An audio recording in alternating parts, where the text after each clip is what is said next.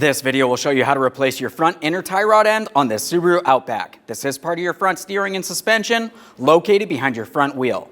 Let's get into it. Okay friend, let's get started on our job. We'll remove all 5 of our 19mm lug nuts. If you have a locking lug nut, you're going to want to make sure you have that key. Since mine does have the locking lug nuts, I'm going to be using that first. We'll just turn this until it feels like it wants to seat. Once it does, go ahead and turn that counterclockwise to remove it.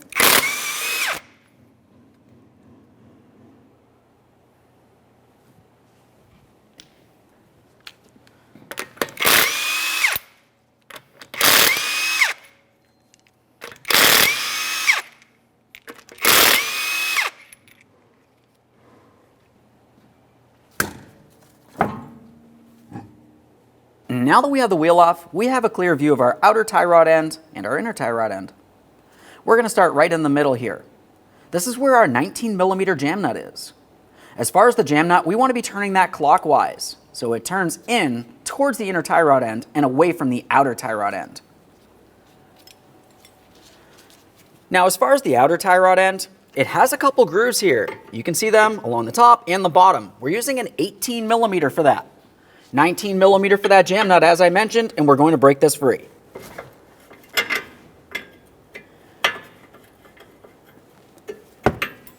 Now that we have movement from there, let's make our way to the outer tie rod end mounting nut next. Now, as far as this tie rod end nut is concerned, typically you're going to find that it's a castle nut and it has a cotter pin holding it in place. You're going to need to remove that cotter pin before you can remove the mounting nut. I'm just going to use some cutters. Let's get this out of here.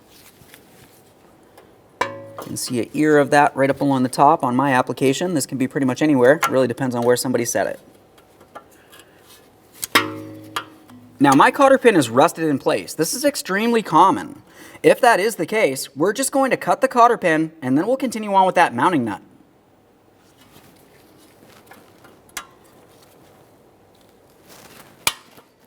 We'll use our 19mm for that mounting nut. Once you have that off of there, just a quick inspection, and we're going to start it back on a couple threads.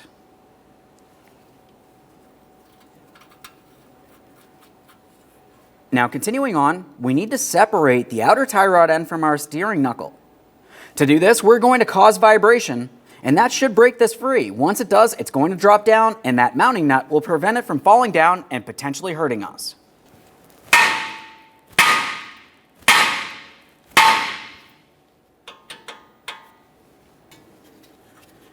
We'll hold that outer tie rod end, remove that mounting nut, separate the tie rod from the knuckle. Now if your cotter pin was lodged in there, you're going to want to remove it. You can do that using a drill bit or even a small hammer and a punch. I'm replacing this outer tie rod end, so I don't have to worry about that. We'll take hold of the outer tie rod end and we're going to turn it counterclockwise to unscrew it from the inner tie rod end. When you do this, count the amount of turns it takes to remove it and go ahead and write that down. 1, 2, and so on. Your results may vary.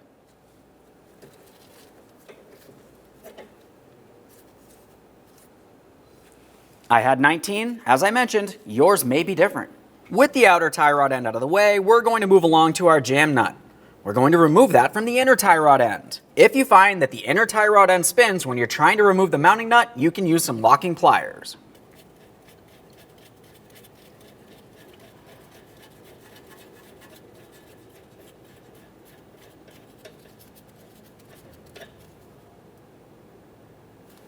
As far as this outer clamp holding the bellow boot to the inner tie rod end, we're just using some pliers so we can remove that.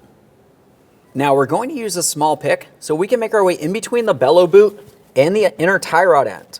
I like to use a little bit of lubricant here. I'm attempting to break this free. Make my way in between here. I'm not trying to cause any damage to anything. Just want to make my way around. Now that we've loosened this, we're going to follow the bellow boot inward. Now there's going to be an inner clamp. It's going to be fairly difficult to find it. On our application, it's up along the top towards the front, kind of at an angle. It could be pretty much anywhere. Once you do find that tab, we're pressing in with a pick, and then we just need to go ahead and break this free. It's a single time use clamp, so we'll break it free, go ahead and remove it, dispose of it properly. While I have that pried up in an area I can gain access, I'm using a long pry bar and I'm going to tap on the very end of this. I want to try to break it free.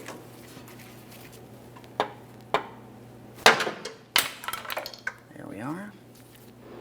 We're just going to double check to make sure that the clamp did break free from the power steering rack and the bellow boot, and we'll continue on.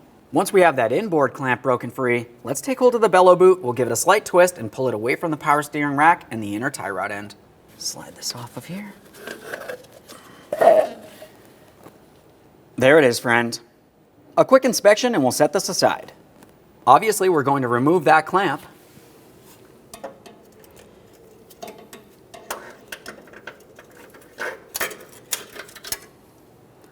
There's that. Single time use. Dispose of it properly. To be able to remove this inner tie rod end easily, turn the steering wheel all the way in the direction of the inner tie rod end that you intend on replacing. Now that we have that turned, we're continuing on with our inner tie rod end tool. These tools come in all different shapes and sizes. Essentially, we just need something that can grab onto this portion of the inner tie rod end, and we'll be turning it counterclockwise. If you don't have an inner tie rod end tool, you could also use some long pliers. Either way, we're still grabbing onto that same area. Light pressure, counterclockwise.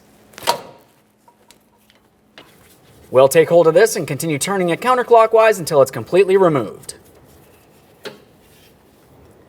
There it is, friend.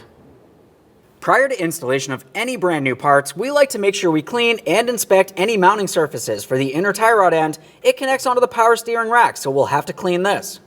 If you were to follow the shaft of that power steering rack all the way in towards the casing of the power steering rack, we also want to clean that mating surface. That's where the bellow boot will sit. I'm just using a clean rag for this.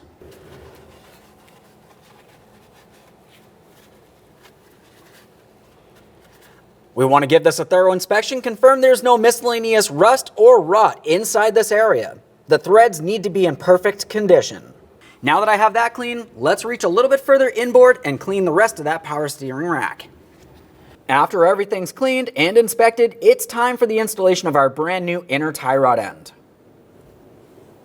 We're going to take this inner tie rod end and we'll get it in position with the power steering rack, aligning the threads, turn it clockwise until it bottoms out, and then we'll snug it using our inner tie rod end tool or long pliers.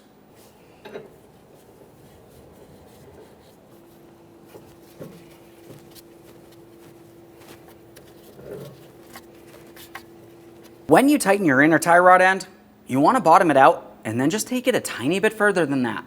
We don't want to cause any damage to the power steering rack, but we definitely do not want the inner tie rod end coming loose on us while we're driving down the road. Once you have the inner tie rod end installed on the power steering rack, the next thing we have to do is add lubricant directly in the ball and socket area, and we're also going to apply a little bit of lubricant directly where our bellow boot's going to sit. That's going to help the alignment professional in the end. We'll add our lubricant directly in this ball and socket and work it around as I mentioned. Want to keep moisture out of here and keep it well lubricated. We're continuing on. You can see this groove right along here. Continuing on, we're going to turn the steering wheel back to the straight position. Now it's time to install our bellow boot. Since it's a tight area in there, I'm going to start my clamp on there. I'm just using a wire tie for this. We're going to keep it loose. We'll trim off any excess, but still leave a little, enough to be able to grab onto. Now we'll take that bellow boot and we're going to slide it over the inner tie rod end all the way to the power steering rack. We have to put the wide end of the bellow boot over the end of the power steering rack. We'll press that on there as far as possible. Now carefully reach inside that area, slide it onto the rack, and tighten your clamp or wire tie, whatever you're using.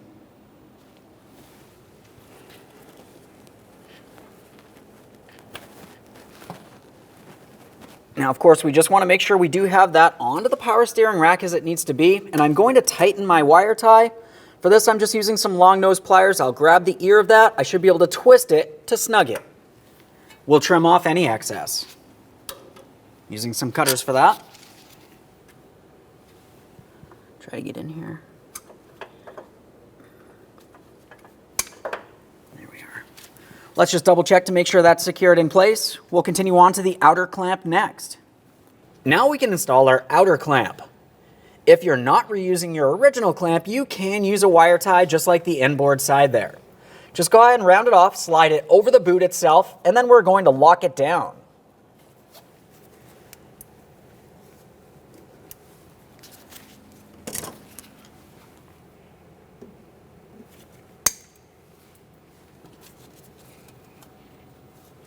We'll apply some anti-seize to the threaded portion of the inner tie rod end. I'm focusing where my jam nut's going to be. Once we have our anti-seize on there, we'll continue on with our jam nut. We're going to bring this down approximately 1/2 to 3/4 of the way, just enough that we can install that outer tie rod end the same amount of turns it took to remove it.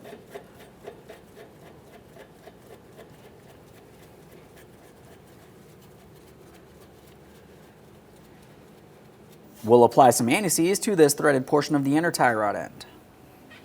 Now let's install our outer tie rod end.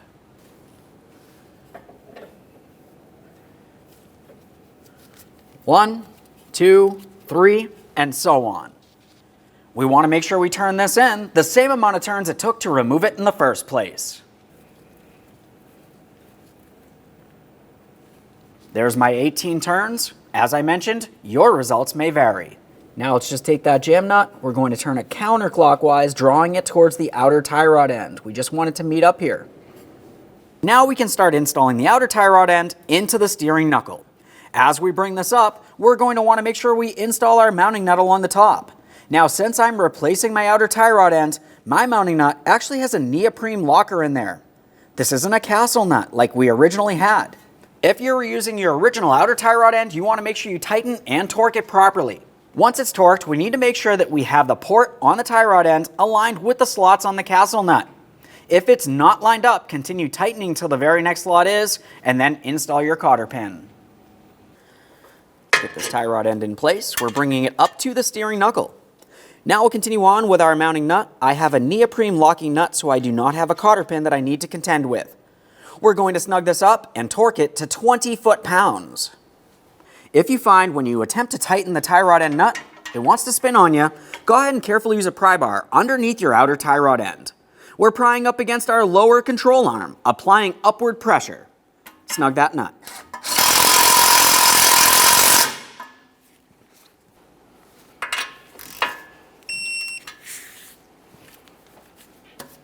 Now we're making our way to the jam nut.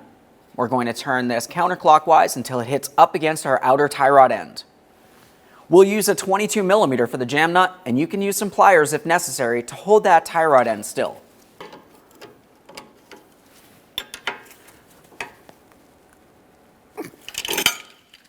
Double check to make sure your tie rod end is properly secured. One last inspection in this area and we can reinstall our wheel.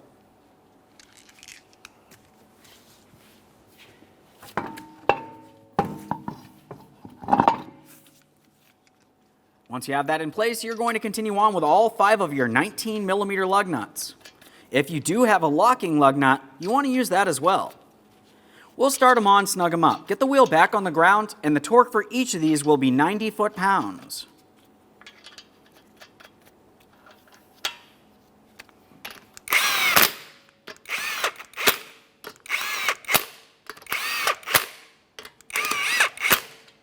Now we have the wheel back on the ground, so we're going to torque these to that 90 foot-pounds in a crisscross manner.